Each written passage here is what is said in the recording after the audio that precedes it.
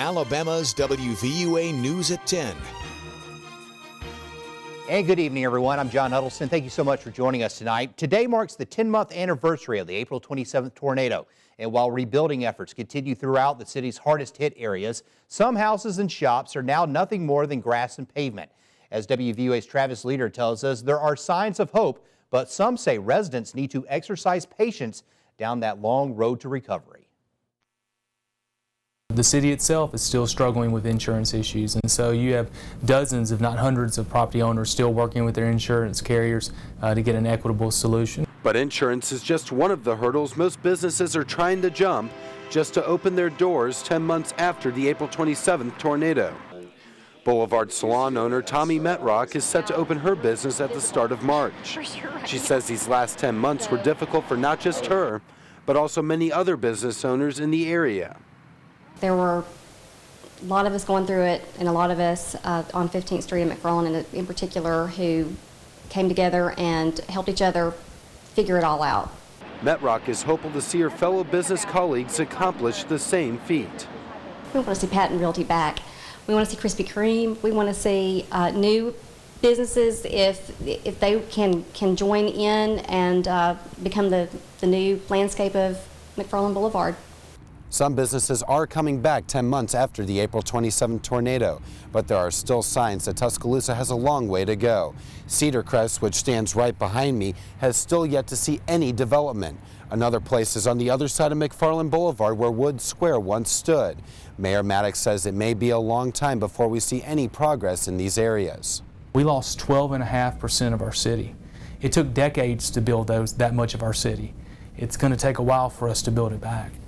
Reporting in Tuscaloosa, Travis Leader, WVUA News.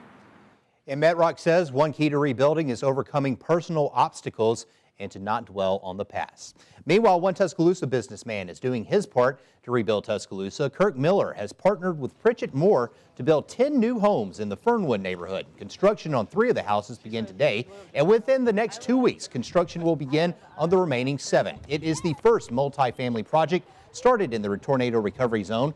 Kirk Miller says he just wants to give back to his community. I mean, I can't even really describe it because I was just so close to standing here without my family today. I mean, it's just that close, and you know, if we can give back, you know, to the community. And construction should be completed in early August. Well, another Tuscaloosa County family is moving back into their home this week. WVUA's Taylor Sanders has their story of faith and persistence. It means a lot to us to know that this picture weathered the storm. So that meant we weathered a storm in a sense. And even though it's battered and it's lint and it's leaves in it, you know, when you go through a storm, you get battered. And we came out okay. It's a picture that's worth 1,000 words for Jennifer Button and her family. A portrait that represents a journey to recovery that ended this past weekend when they were able to move back into their home in Holt. We knew that we'd come home when God said it's time to go home. And it's like we've been gone a long time, and on the same hand, it's like we never left because we're walking in the same areas that we walked for years. The tornado destroyed their house, but not their faith. And Joe Button says faith made everything possible. It's been a blessing beyond what we can even count, you know. We're alive, you know. There was death in this city. We're back at home. It's been a while, but we're back at home. And that blessing has left Jennifer Button with all smiles. Just to know that we're back home again. You know, the tornado took our house, but now we're back home again. You know, that's wonderful. Reporting in Holt, Taylor Sanders, WVUA News. Great story. As residents from all over West Alabama remember the past 10 months, one entire community is turning their tragedy into triumph. The first of a 3-part special report. WVUA's Matt McCoy takes a look at the recovery of the once industrial center of West Alabama. Here's Rising from the Rubble, Holt's story of recovery and rebuilding. Really, April 27th was just a day. It wasn't something that it's after April 27th that just impacted us and changed us so much. It's how resilient you are after and the way that you naturally react to what has taken place in your lives. It's been 10 months, but the signs of that fateful spring day are everywhere. The tornado bared down on the community of Holt, a small-knit group of people just outside the city limits of Tuscaloosa.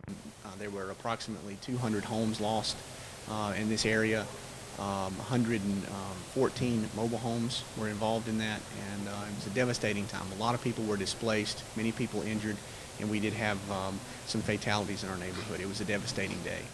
But it was what happened after the dust settled that makes the story of the once industrial capital of Tuscaloosa County so inspirational. Once I got into the Holt area, I saw several people actually pulling together, both black and white from all denominations, in an effort to try to help out their fellow man. There was no more race, creed, or color. It was just all as one. There were so many miracles that day. There were, just little gifts that God left for us to find down the road. Ways that we could share our stories with others so that way they knew. I really feel like we were so fortunate to have lost everything.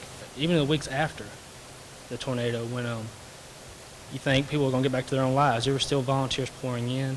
And it was pretty awesome to see that, to see people taking time out of their own lives to serve and help others who are in need. And one building that residents say played a crucial role in the recovery effort was the sanctuary for Soma Church, a building with a remarkable story all by itself. And made our way over to the church, and first thing that we noticed was all of these old growth cedars that you can see in these pictures. Well, I don't know if you can see them there, but they used to ring the whole campus, and they were all down. But when we got through all that rubble and climbed through all those trees, we saw that our sanctuary was still standing.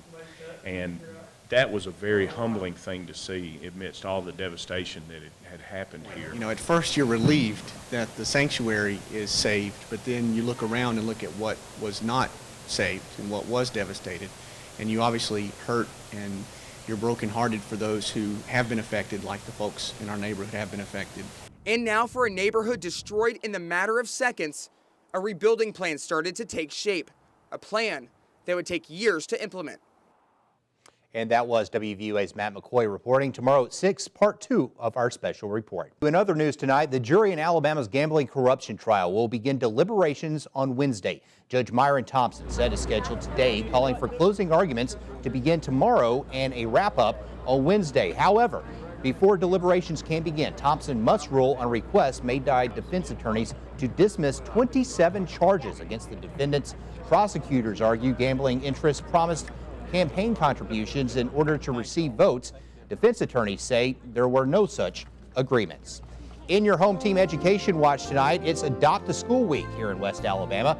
The Adopt a School program is an education partnership sponsored by the West Alabama Chamber of Commerce, as well as the Tuscaloosa County and City Schools. Now, the 57 city and county schools are paired with 98 businesses and organizations. Holt Elementary is one of those schools that has been adopted. The school has partnered with Walmart, Sam's Club, and the Junior League of Tuscaloosa.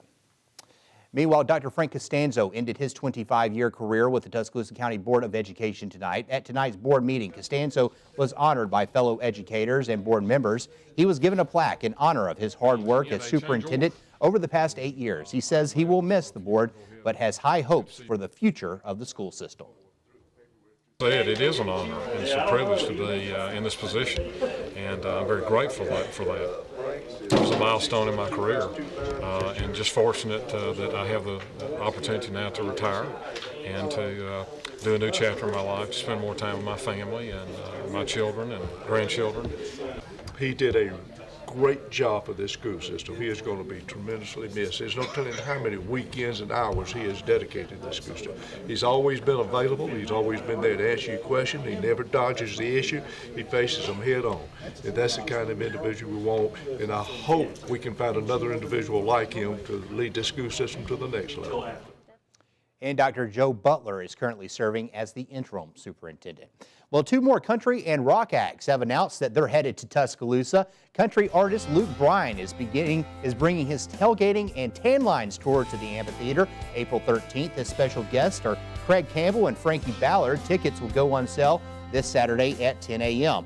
And singer John Mayer will take the stage April 26th with special guest Casey Musgraves. You'll be able to get tickets for this show this Friday starting at 10 a.m. For ticket information, just go to WVUATV.com.